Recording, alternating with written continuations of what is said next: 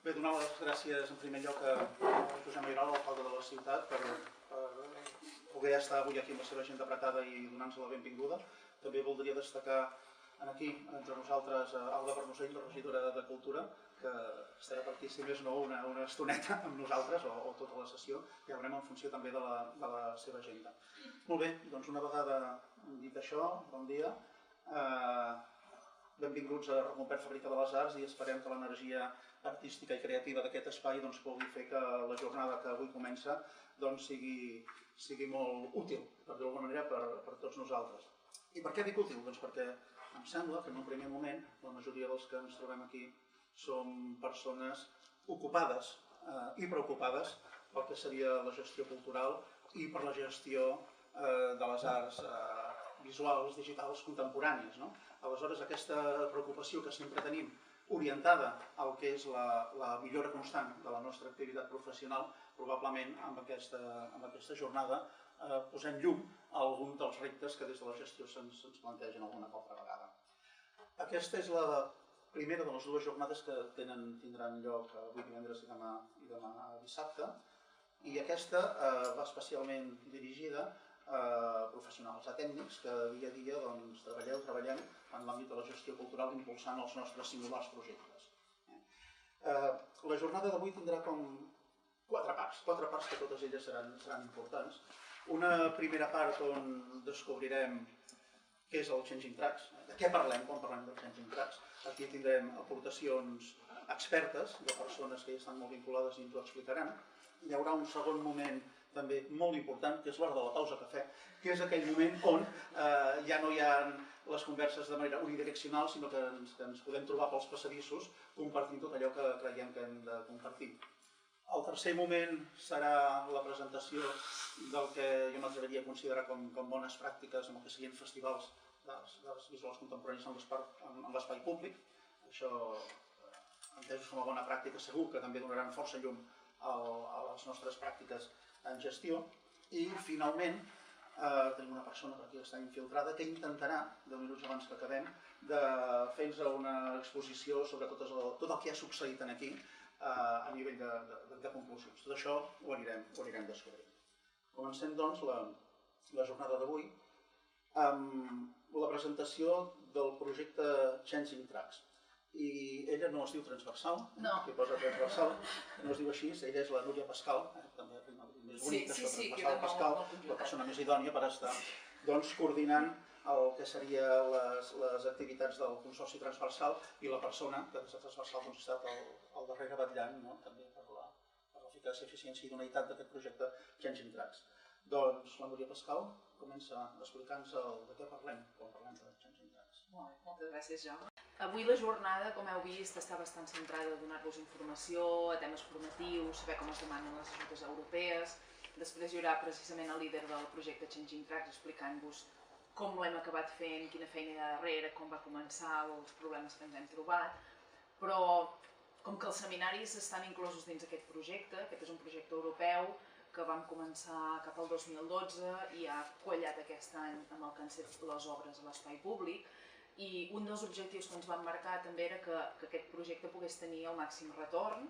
Ara us explicaré una mica com va anar, ha tingut retorn amb la ciutadania, en implicació amb entitats locals i tot això, però volíem també una mica que l'experiència que ens hem trobat, que els problemes que ens hem trobat, una mica també servissin per a altra gent que vulgui fer projectes semblants, que la nostra experiència els hi serveixi i no hagin de cometre els mateixos errors. Aquest és el motiu de fer aquests seminaris i per això aquesta primera sessió amb tècnics, que vam dir que són els que si es fa un altre projecte són els que l'hauran de gestionar com nosaltres. La jornada de demà, si algun de vosaltres voleu venir, serà una mica menys densa i una mica més festiva, podríem dir-ho, que serà que tindrem aquí els 3 artistes guanyadors que ensenyaran els seus projectes, ensenyaran el seu treball. També han hagut de treballar molt i també han suat el seu, en tenim un a la primera fila, ella és en Noah Rosa, és l'artista anglès del projecte, però és com més així. Nosaltres avui us ensenyarem més la part de darrere i la feina que hi ha. Però com que avui no tindrem els artistes més que el públic, sí que volíem que els que heu vingut sapiguéssiu una mica què ha estat el projecte i com ha anat. Jo no m'allargaré molt, el que us ensenyaré és, diuen que una imatge val més que 1000 paraules, us ensenyaré uns vídeos resum del que ha estat les intervencions, així us en feu una idea, però us faig 5 cèntims. Changing Tracks ha estat un projecte europeu entre Catalunya, aquí a Catalunya el soci és la xarxa transversal, que són una xarxa d'11 ciutats mitjanes catalanes, a Irlanda el comtat de Mayo, és un comtat del nord-oest, i al Regne Unit el comtat de Northamptonshire, que és un comtat que hi ha una horeta al nord de Londres. El projecte, us faig un resum, no us explico tot el procés perquè us ho explicarà en Graham després, o sigui que això ja sabreu quins passos vam seguir. La idea del projecte era seleccionar un artista de cada país i que aquests 3 artistes fessin una intervenció amb un concepte semblant als 3 llocs, adaptada als 3 llocs, o sigui, a partir d'una idea que ho adaptessin a les 3 regions, agafant una mica cultura, història i tradicions locals. Els objectius que ens vam plantejar des de l'organització per aquest projecte era ubicar una obra d'art en l'espai públic, sobretot amb l'objectiu de connectar amb tot tipus de públics, fins i tot aquells que no són els habituals dels museus, les galeries d'art, una mica situar-la en llocs que tenen molta afluència de gent i aprofitar que la gent passa perquè es trobés les obres i li despertés aquest interès.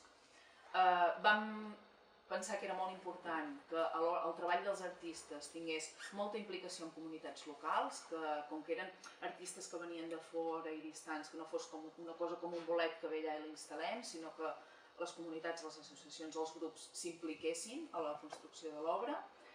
Per aconseguir això, els 3 artistes es van haver d'estar un mes de residència a cada lloc, amb molt de contacte amb els autòctons, amb els locals, i que el resultat fossin obres d'art temporal que estessin a lloc durant uns 3-4 mesos. El calendari ha estat una mica diferent, depèn de la regió.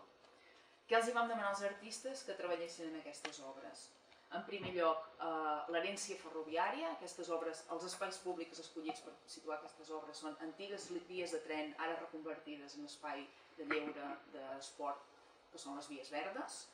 Per tant, volíem que analitzés una mica aquesta herència ferroviària, la transformació del paisatge per part de l'home, com era aquell espai abans, com va ser quan hi havia el tren, com és ara.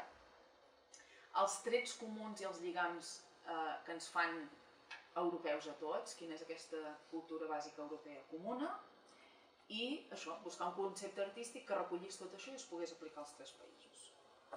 A Catalunya, després ja veureu els altres llocs, a Catalunya les 3 ciutats escollides van ser, evidentment, membres de Transversal, i per triar quines va ser no gaire difícil perquè eren les 3 que tenien un bicicarril, que havia estat una línia de tren i que havia estat reconvertida, que són Tortosa, Girona i Olot.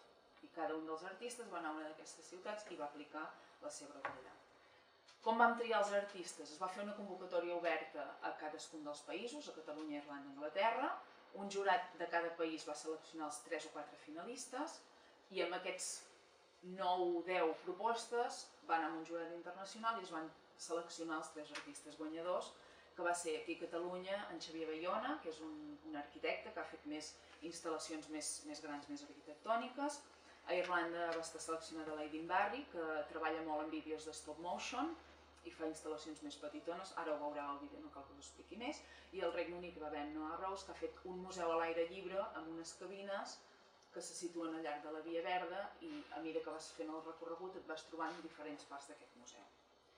Són, com veieu, a partir del mateix plantejament ja ho veureu, 3 aproximacions molt diferents però molt complementàries i ara al vídeo que us passaré hi ha uns vídeos una mica més extensos de les 3 instal·lacions a Catalunya, Tortosa, Girona i Olot, i us he posat 2 resumets de com ho van traslladar a Irlanda i Anglaterra perquè veieu una mica com el mateix concepte es porta a altres llocs.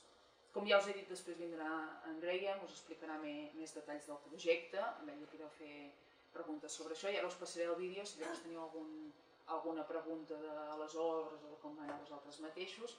També us diré que ara estem acabant el projecte, estem amb els seminaris i el que tenim moltes ganes de fer és una avaluació que reculli una mica com ho veu la gent. A les carpetes teniu tots un full de valoració, si quan acabeu avui el podeu omplir i deixar-nos-ho a darrere, ens doneu un cop de mà que sapiguem a veure com es veu el projecte des de fora. Nosaltres fa 2 anys que estem aquí tan entregats que ja hem perdut una mica la perspectiva i també ens anirà molt bé tenir aquest feedback. I ja no dic res més, us passo els vídeos.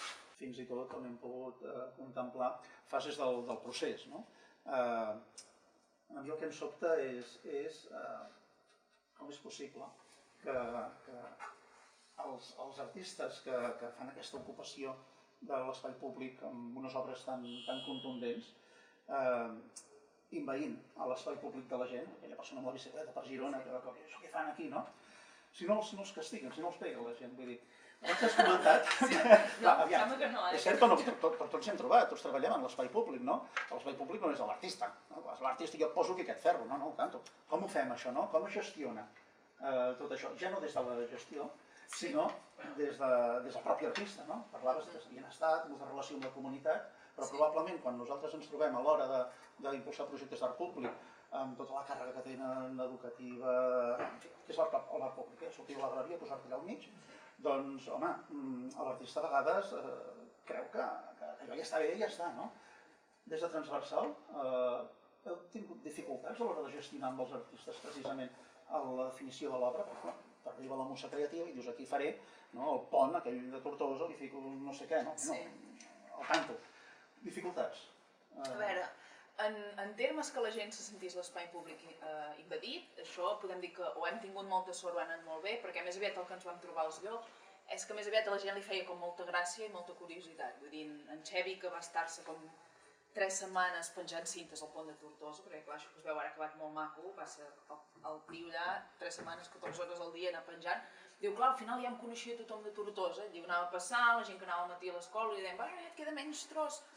També el fet d'anar a l'espai públic, que la gent s'ho trobi, fa que també s'ho trobi bastant seu, no? I a Girona, per exemple, l'avantatge que vam tenir és que no per fer aquesta obra va agafar com 25 voluntaris que el van ajudar, llavors hi va haver molt boca-orella, que ja força gent ho coneixia, i tot això. Potser el que ha passat una mica més desapercebut és el de l'Aidin, que són aquests codis QR, és com un recorregut amagat, l'has de trobar una mica més, i potser no tant. I llavors de gestió, com que en Transversal hem comptat amb la complicitat dels ajuntaments per demanar els permisos d'instal·lació i tal, a nivell permisos no, a nivell que els artistes s'hagin d'adaptar, ells quan van llegir la convocatòria ja sabien que hi havia aquestes dificultats, que hi havia les limitacions que hi havia i que s'haurien d'adaptar una mica al que hi hagués.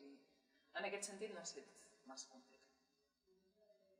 És fàcil això d'ocupar l'espai públic amb obres. Una aportació. Jo, totes les experiències que he tingut en què l'art ha pres al carrer, ha pres l'espai públic, de fet mai m'he trobat una mala reacció de la gent local, al contrari, veritablement és quan d'alguna manera crec que hi ha com un... ja que vosaltres podeu fer-ho, si a l'artista o sigui, si al poeta li callen la boca o a l'artista li tallen les mans, tremolem tots, no?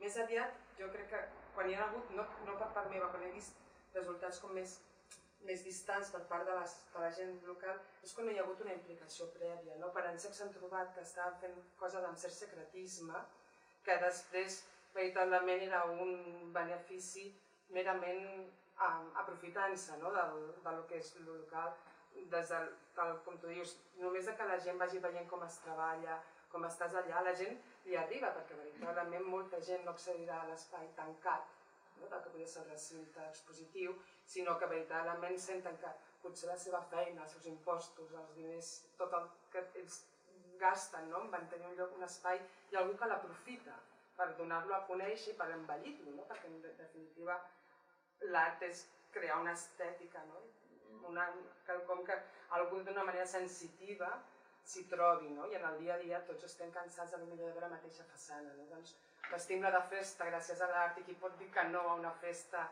sorpresa, que no hi ha més, que no ens costa més que deixar-nos endur pel que hi ha. Moltes gràcies. Hi havia una altra pregunta? Bé, trobo molt bé el que has dit. La meva pregunta era molt concreta. Em sembla que era a Girona, les cintes? No, a Tortosa. O era a Tortosa. Es van penjar d'un costat o dels dos? Només d'un costat. Hi ha un moment que es veu de l'altre cantó, si ho veies des de darrere veies l'estructura del pont, però les cintes eren per un cantó. Veies una mica el color, però va posar les cintes, va posar focus. La intervenció deia ombres de memòria, perquè en teoria la intervenció tenia 2 parts, una eren les cintes que feien com de pantalla, i la segona part era la gent que passava, que projectava les ombres, que era el que realment donava vida. A nivell d'espais, els va triar l'artista o els van ser proposats? O anàvem amb una idea preconcebuda? A veure, en el cas d'aquí a Catalunya, per exemple, havia de ser en un punt del carril bici. Llavors, vam parlar amb cada un dels ajuntaments i, per exemple, a Tortosa van dir que volem que sigui el pont, perquè aquest pont és un punt molt emblemàtic, és un pont que creua l'Ebre, que va ser bombardejat durant la Guerra Civil, que el tren va deixar de passar fa uns 30 anys, però ara ha estat habilitat amb carril bici, és un pont que està al mig de la ciutat, que el connecta amb el Parc dels Ports, que connecta un barri amb el centre. Vull dir que era un punt molt important i tenim ganes que sigui allà. Llavors, si algun de vosaltres veniu demà i us explica en Xevi el procés, ell tenia un projecte completament diferent que va presentar, però va dir, és que clar, jo havia pensat en una explanada, aquí el pont, el que jo tenia pensat no té cap sentit. Llavors, pobre Xevi, quan va presentar el projecte li vam dir, pensa't un pla B i ha acabat fent el B, el C i el D, però perquè no ha acabat fent el que volia fer cap dels tres llocs. Però clar, era el pont, en Xevi es va adaptar al pont. Llavors a Girona, en principi, tenim uns llocs pensats una mica més allunyats al centre, però llavors mirant-nos una nova van dir, potser és més interessant que ja que el carril bici creua la ciutat, doncs que la gent es trobi al museu pel mig, així també ens assegurem que hi ha més gent que hi passi, més gent que s'ho troba, allò que dèiem que la gent se'n va a treballar, això que hi és i s'ho minen, llavors potser algun dia se'ls hi podeix fer tota la ruta. I en el cas d'Olot el que li van demanar a l'Aidin era que estés en el tram de carril bici que està dins del terme municipal, perquè clar, el carril surt d'Olot, arriba fins a Girona i fins a Sant Feliu de Guíxols o al mar, però bueno, això també passa una mica tot arreu, no? Que quan tenim una cosa a la ciutat ens agrada que sigui dins de la ciutat, i llavors vam fer dins d'aquell tram i com que el bicicarril a Olot que està una mica més apartat, vam buscar aquests espais del centre per posar pinzelladetes perquè la gent tingués una mica més al projecte. Els altres dos llocs sí que tenien una mica més opcions i l'artista va poder triar una mica més quin lloc es